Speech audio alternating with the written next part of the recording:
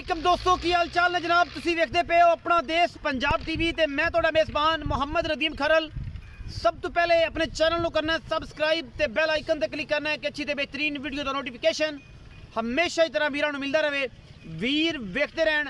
अज जनाब खास नीली का इलाका अल्लाह के खास फजल दे नाल जनाब दो छोटियां दी वीडियो लैके हाजिर होए हैं जिहदे विच जनाब एक पहलने और एक दुजने इंशाअल्लाह खास नीली का इलाका और जनाब कोट बलोचा ये जनाब होता दा नवा इलाका है। मेरी आवाज़ अल्हम्दुलिल्लाह कोट बलोचा तो भी पार जाती होनी है इंशाअल्लाह। और ये सारा कुछ नीली ते कम करके नीली दी मज्जां हमेशा अपना देश पंजाब टीवी ने दिखाई ने।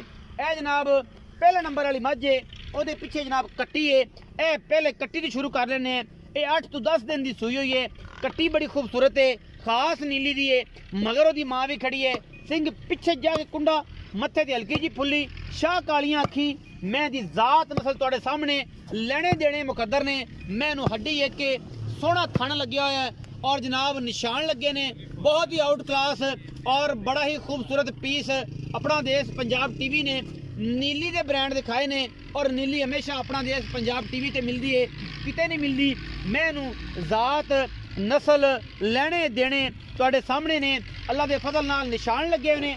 ताज़ा निशान ला के नवी गलबात सुना के ये काम नहीं कदे करीदा। ए जनाब पुराने निशान लगे ने मैनू पिछले दाग जिन्हां नूं आने और जनाब अल्लाह के फजल नाल ये तुहाडे सामने लैके हाजिर होए हैं। ये जनाब झोटी है दुजन जान देखा यार परां नूं क्यों पैड़ा फड़ी फिरना परां जर्दी ते चरण दिओ अं लै जा परां पट्ठियां वाले पासे। ये जनाब रुग रुग दा सोहना थन ये जनाब झोटी नूं कट अगले पासे लै जा। और ये सारा कुछ तुहाडे सामने अल्लाह के फजल नाल अपना देश पंजाब टीवी नीली बार दे ब्रांड तुहाडे वास्ते लैके हाजिर होंदा है। ये गल्लां नहीं ने कम करके दिखाई देने। और नीली ने हमेशा अल्लाह के फजल नाल सुरखरू कीता है और इंशाअल्लाह इन्हें सानू सुरखरू कीता है। इसकी वजह तो सानू इज्जत मिली है और जनाब इन्हें इज्जत सारियां दित्तियां ने। नीली ते रह के नीली दिखानी है नीली तो अड़ के कुछ नहीं विखाना।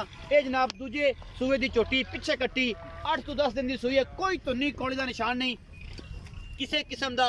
और अल्लाह के फजल नाल रुग रुग दा सोहना थन और खास नीली बार का इलाका और खास नीली बार दियां मई अपना देश पंजाब टीवी की बनदियां ने जीनत।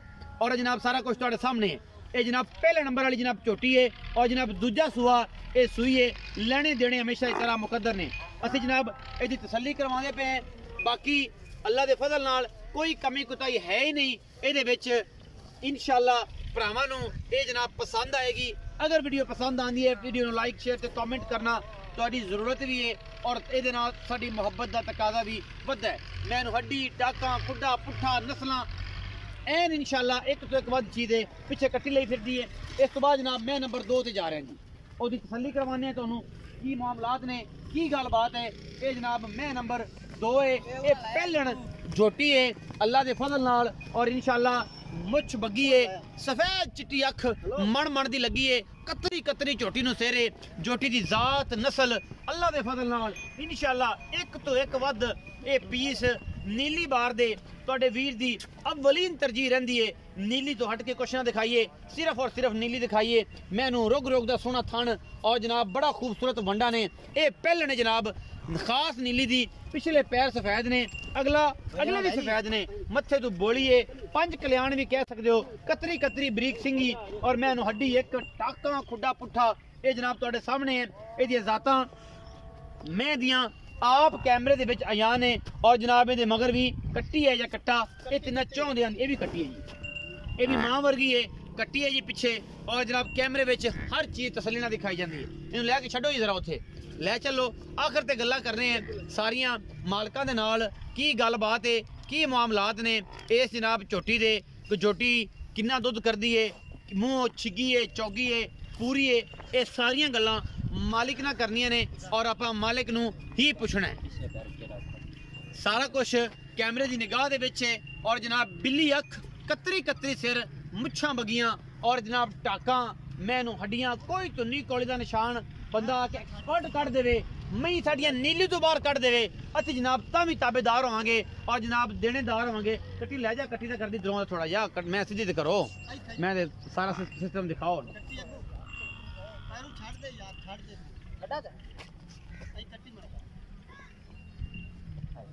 तसलियां मैं दियां अल्लाह के फजल नाल लेने देने मुकद्दर ने माशाअल्लाह। ये जनाब पहलन झोटी है, खास नीली दी है।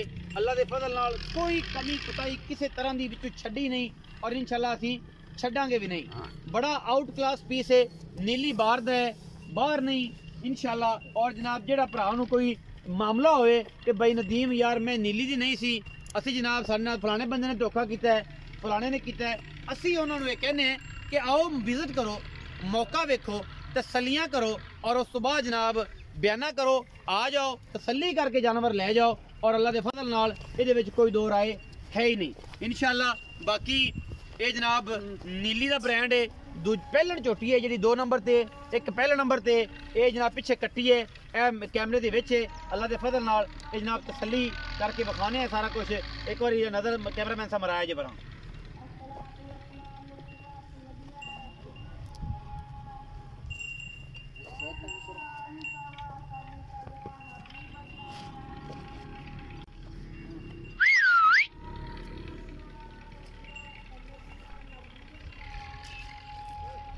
छड़ दे मैं सर चिकड़ जाती तो खराब होता है। आओ जी भाई जान इत्थे ही आओ, छड़ दे मैनू ले जा पर तेरे को नहीं फड़ेंगी। इत्थे उच्ची जगह ते आ, नीमा जा लग सी मैं निक्का जा लग सा, तू भी निक्का जा। अस्सलाम वालेकुम जी। वालेकुम सलाम। की नाम है प्यारे भाई? मोहम्मद वसीम। मोहम्मद वसीम भाई। वसीम में दस के आप नीली विच खड़े हैं या नीली तो बाहर? नीली विच। नीली विच खड़े जी।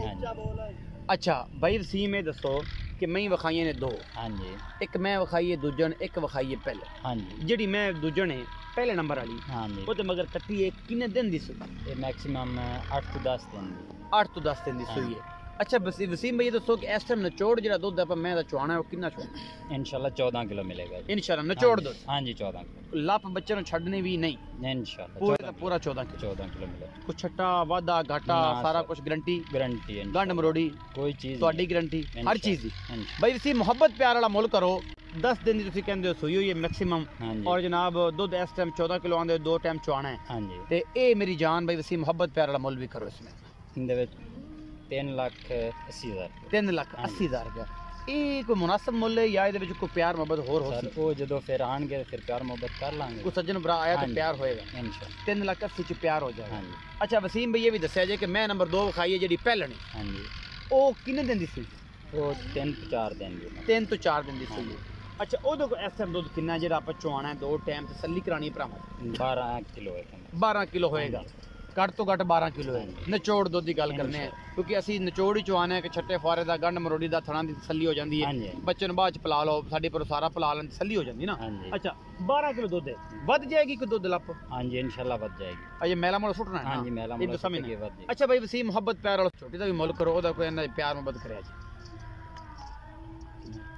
ਪਿਆਰ ਕਰੋ ਨਾ ਜੀ। ਮੁੱਲ ਕਿੰਨਾ ਹੈ? 4 लाख।